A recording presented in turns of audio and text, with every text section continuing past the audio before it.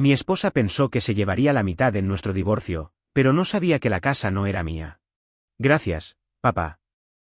Tengo 36 años, soy ingeniero civil y he trabajado en construcción desde que terminé la universidad.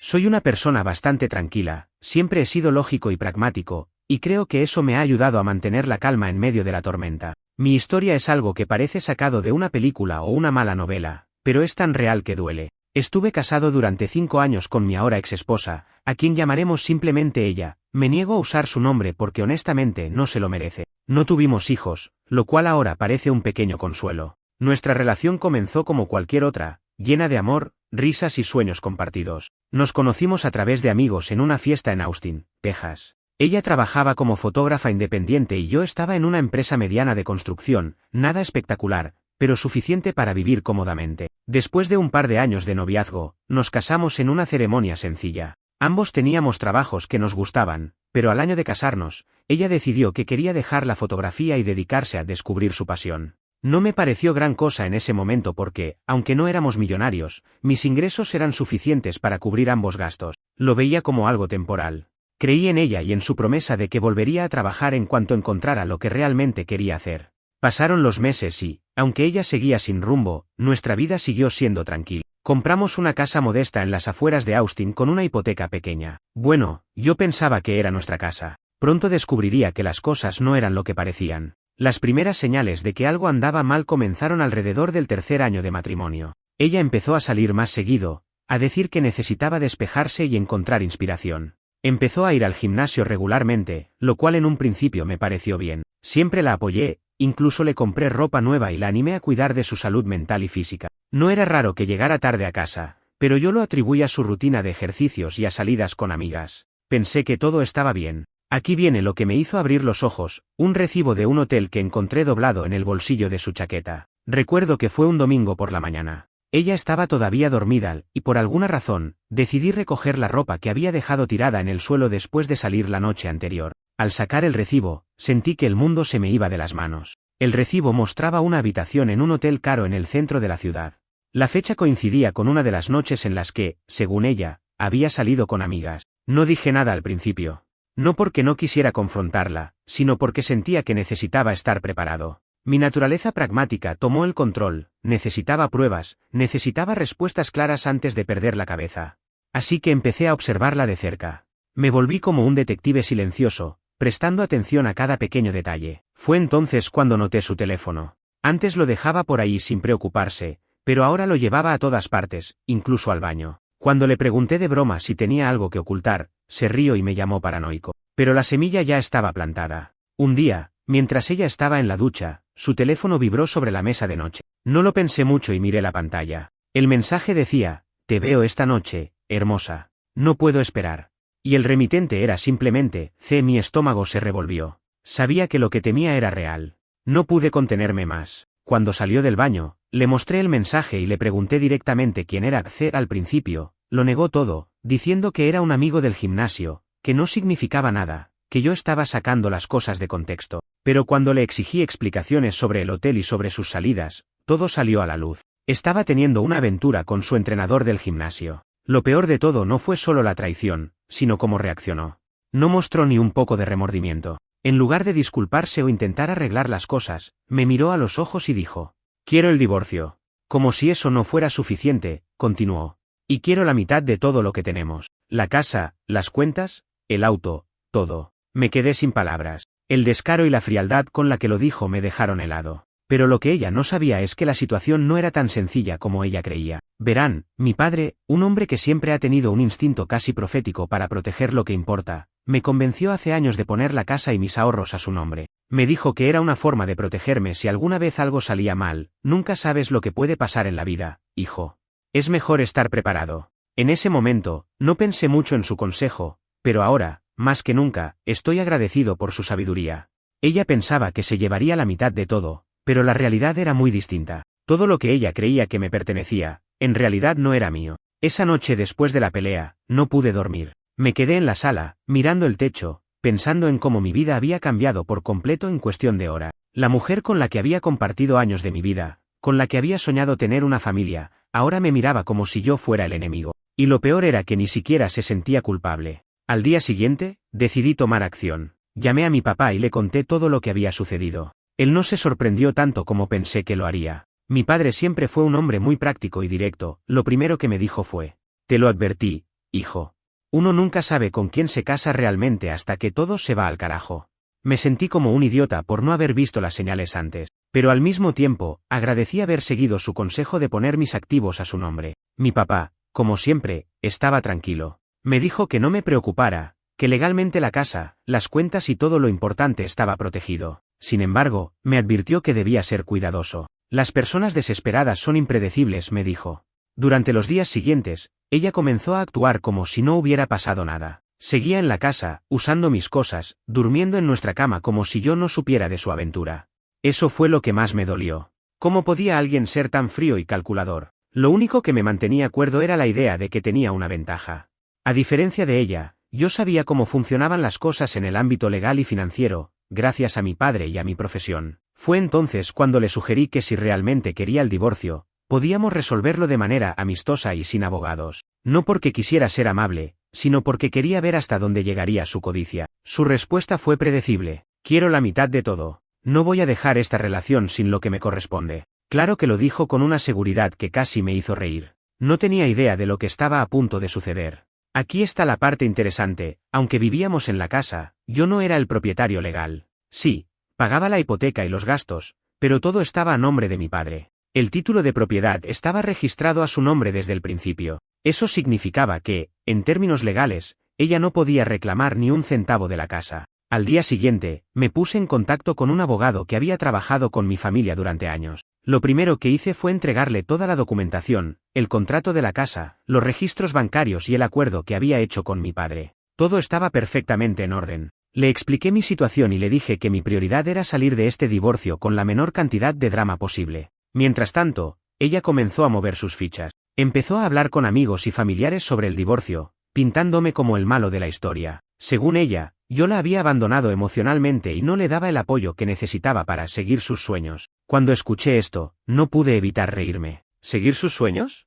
¿A qué sueños se refería? ¿Salir con su entrenador mientras yo trabajaba para pagar nuestras cuentas? Lo peor vino cuando me di cuenta de que estaba empezando a prepararse legalmente. Encontré una carpeta en su escritorio que contenía información sobre abogados de divorcio en Austin, y entre los papeles había notas escritas a mano sobre nuestros activos. Ella estaba segura de que tenía derecho a la casa y a la mitad de mis ahorros. En lugar de perder la calma, decidí prepararme. Empecé a documentar todo. Guardé mensajes de texto, correos electrónicos y hasta fotos de ella y su entrenador que encontré en sus redes sociales. Sí, sé que es un poco turbio revisar sus cosas, pero cuando alguien está dispuesto a mentirte en la cara, tienes que protegerte. Lo siguiente que hice fue hablar con mi papá nuevamente. Él, con su calma de siempre, me dijo: deja que piense lo que quiera.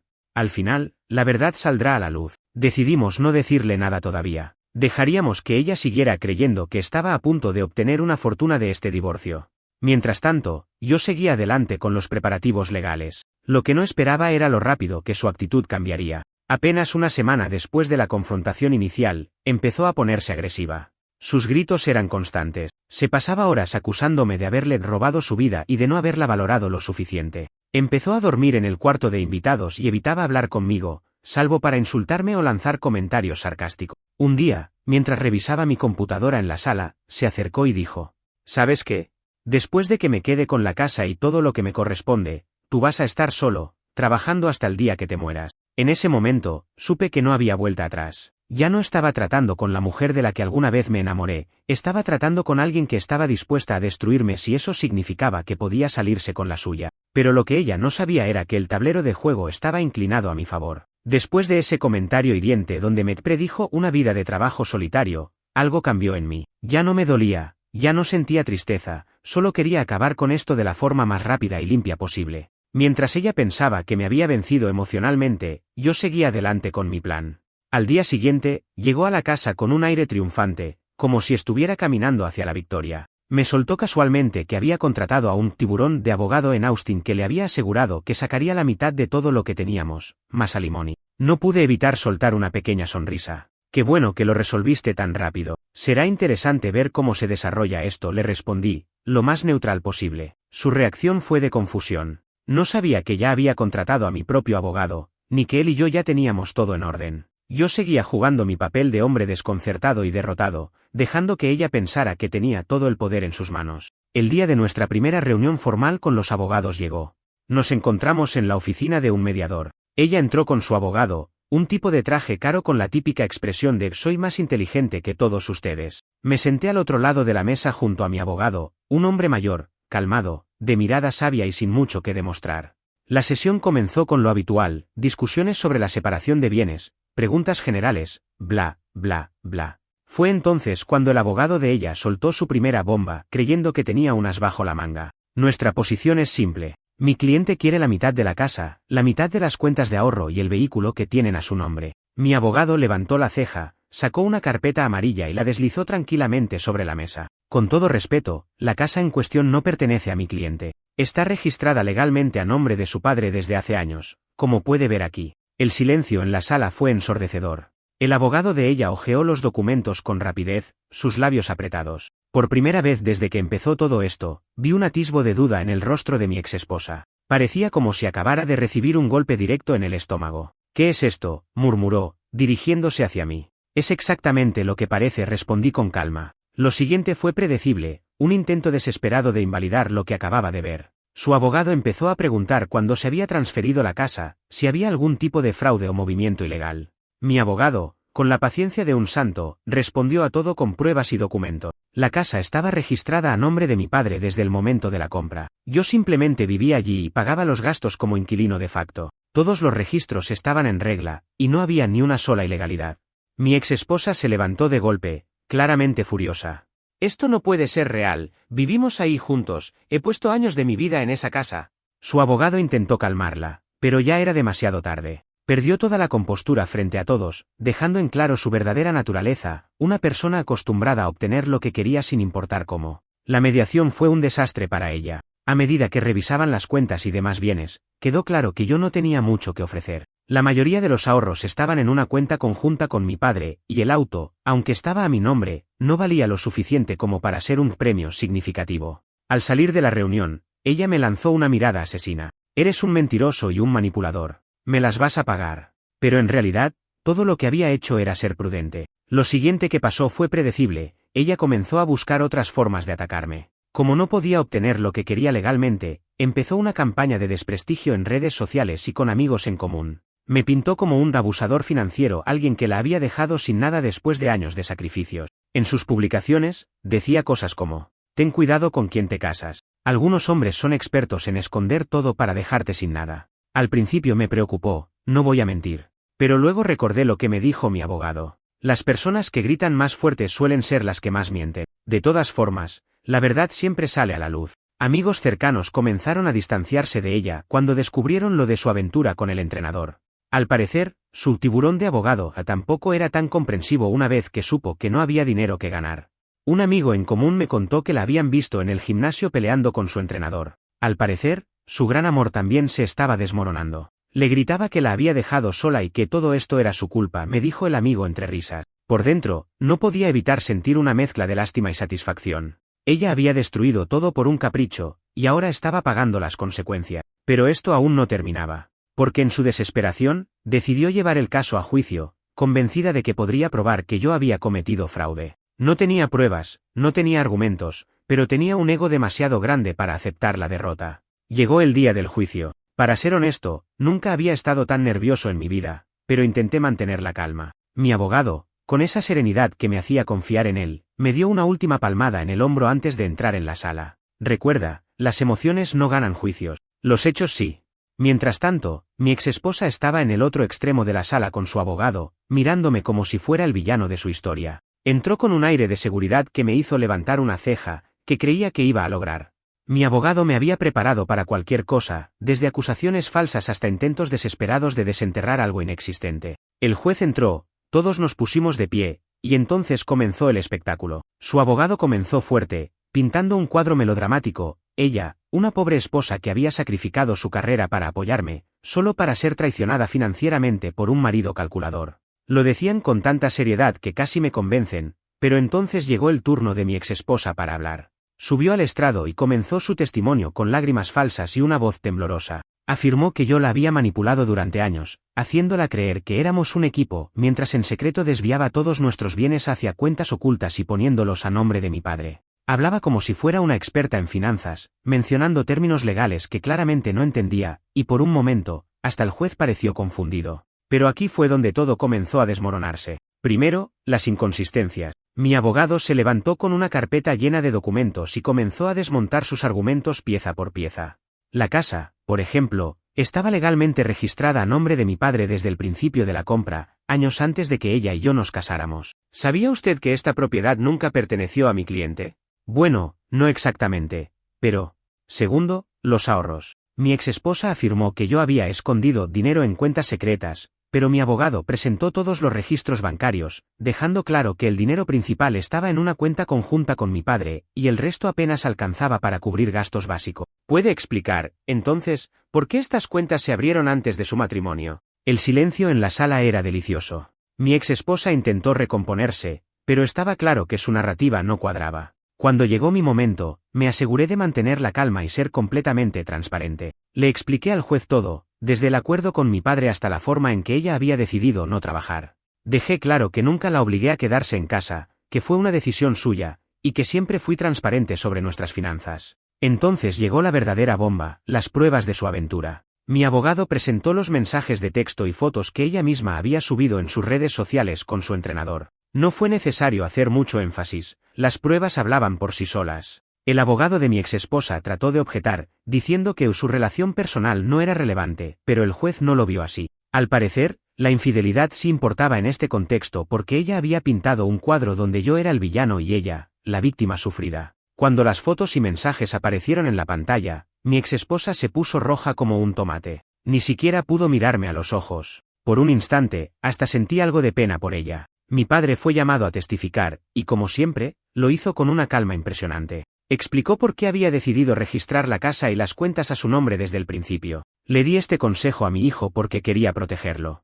Uno nunca sabe lo que la vida puede traer. No se trata de desconfiar de las personas, sino de ser precavido. El juez asintió varias veces durante su testimonio. Era difícil argumentar contra el hecho de que todo se había hecho años antes del matrimonio y de manera completamente legal.